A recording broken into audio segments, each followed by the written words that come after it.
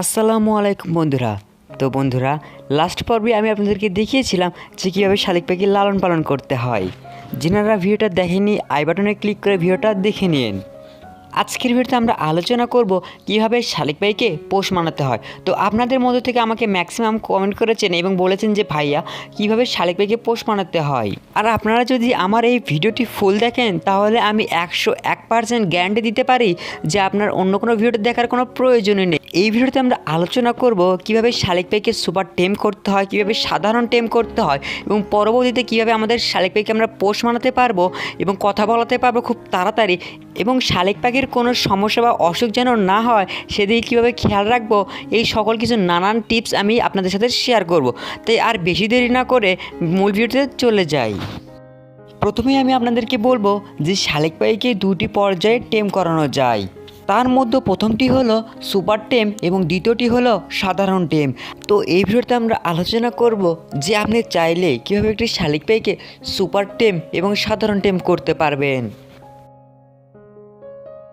শালিক পাখির বাচ্চাকে সুপার টেম করতে হলে আপনার শালিক পাখি এমন শালিক পাখি নির্বাচন করতে হবে যার বয়স 1 সপ্তাহ থেকে 15 দিন, মানে ছোট্ট একটি বাচ্চা আপনাকে সংগ্রহ করতে হবে। শালিক পাখির বাচ্চাকে নিয়ে আসার পর এমন জায়গায় রাখতে হবে যেখানে আপনার শালিক পাখি আপনাকে বেশি দেখতেছে এবং মানুষ যেখানে বেশি আছে এই রকম জায়গা নির্বাচন করতে হবে।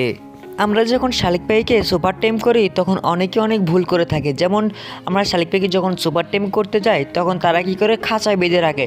তো আমাদের শালিক পাখিকে আমরা যখন সুপার টেম করব তখন কিন্তু কোনোভাবেই খাঁচাতে আমাদের শালিক পাখি রাখা যাবে না।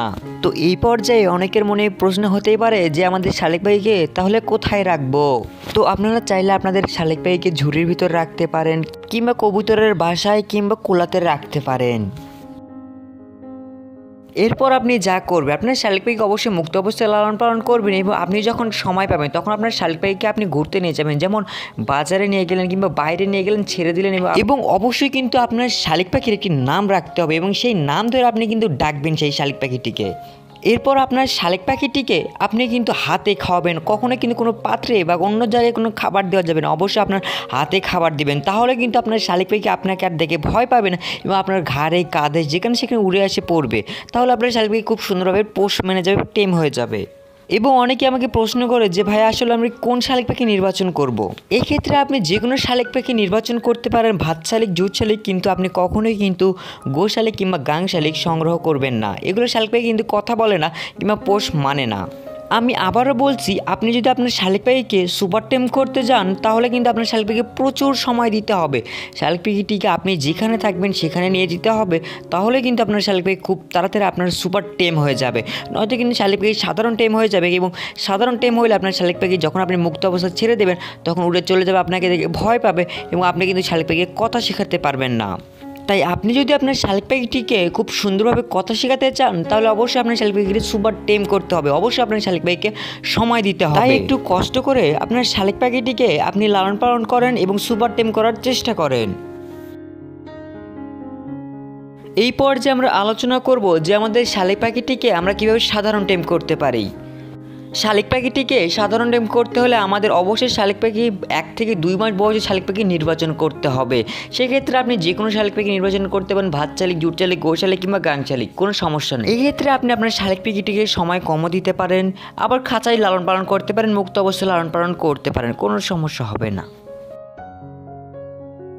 এবার আমরা আলোচনা করব শালিক পাখির খাবার সম্পর্কে এবং লাস্টের দিকে আমরা আলোচনা করব আমাদের শালিক পাখি কী কী সমস্যা হতে পারে এবং কী কী করলে আমাদের শালিক পাখির সমস্যা হবে না, এবং সকল কিছু এই ভিডিওতে আমরা আলোচনা করব। তাই ভিডিওটা স্কিপ না করে ফুল দেখার চেষ্টা করুন।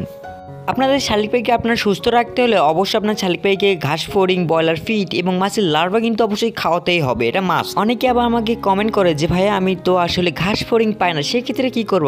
সেক্ষেত্রে আপনি ব্রয়লার ফিড, মুড়ি এবং আপনার শালিক পাখির জন্য ময়নার ছাতও কিনতে পারেন, সেগুলো আপনি খাওয়াতে পারেন অনায়াসে।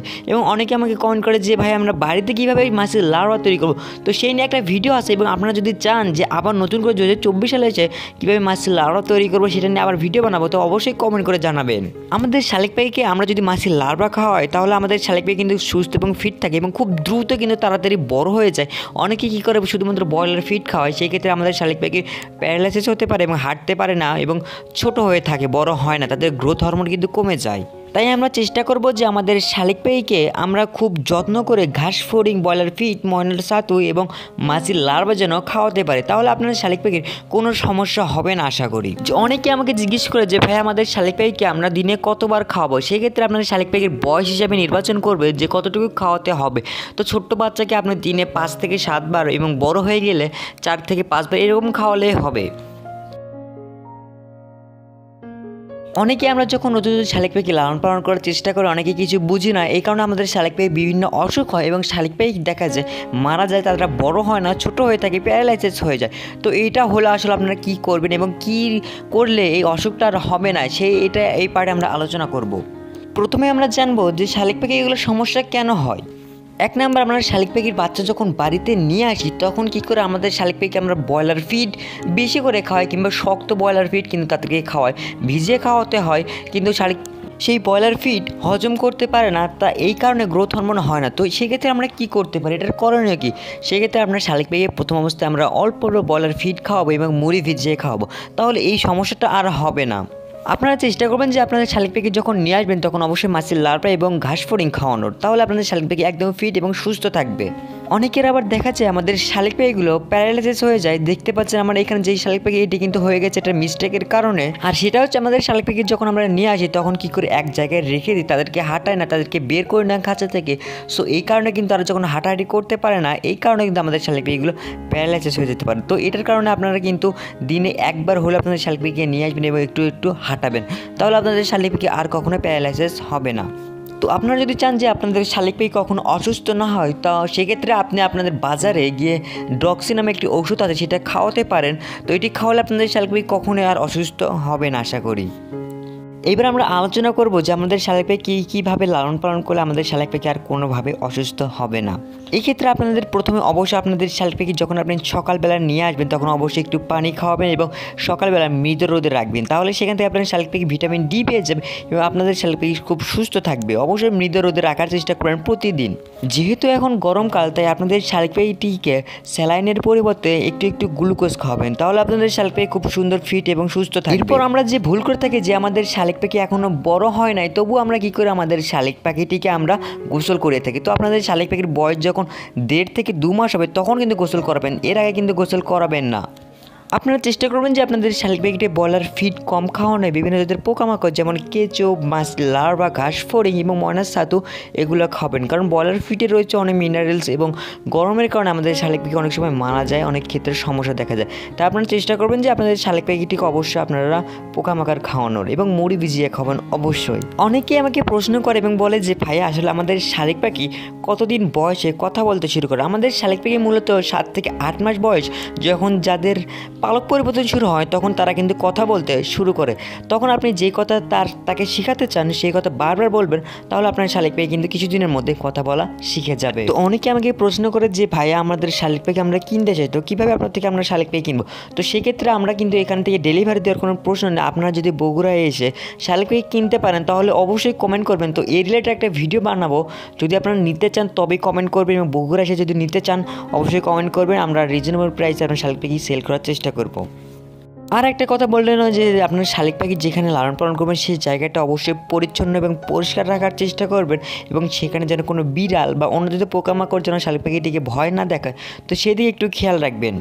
তো কথা বলতে বলতে তো আমরা ভিডিও শেষ পর্যায়ে চলে এসেছি। তো আমি কখনো বলি না যে আমাদের চ্যানেলটিকে অবশ্যই সাবস্ক্রাইব করে রাখবেন।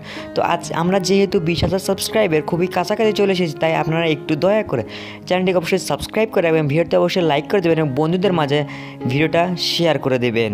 তো আমি খেয়াল করেছি ঠিকই যে আপনারা ভিডিও দেখেন কিন্তু চ্যানেলটিকে সাবস্ক্রাইব করেন না। তো একটা সাবস্ক্রাইব করলে কোনো সমস্যা নেই, এখানে শুধুমাত্র শালিক পাখি রিলেটেড যে কোনো সমস্যার সমাধান করা হয় এবং শালিক পাখি রিলেটেড সমস্ত ভিডিও এই চ্যানেলে আপলোড করা হয়। তাই আমি আশা করব যে আপনারা অবশ্যই চ্যানেলটিকে সাবস্ক্রাইব করে রাখবেন। তো আজকের এই ছোট্ট একটি ভিডিওতে এই পর্যন্তই। আপনার এবং আপনার পাখির সুস্থতা কামনা করে আজকের ভিডিওটি এই পর্যন্ত শেষ করছি। আল্লাহ হাফিজ।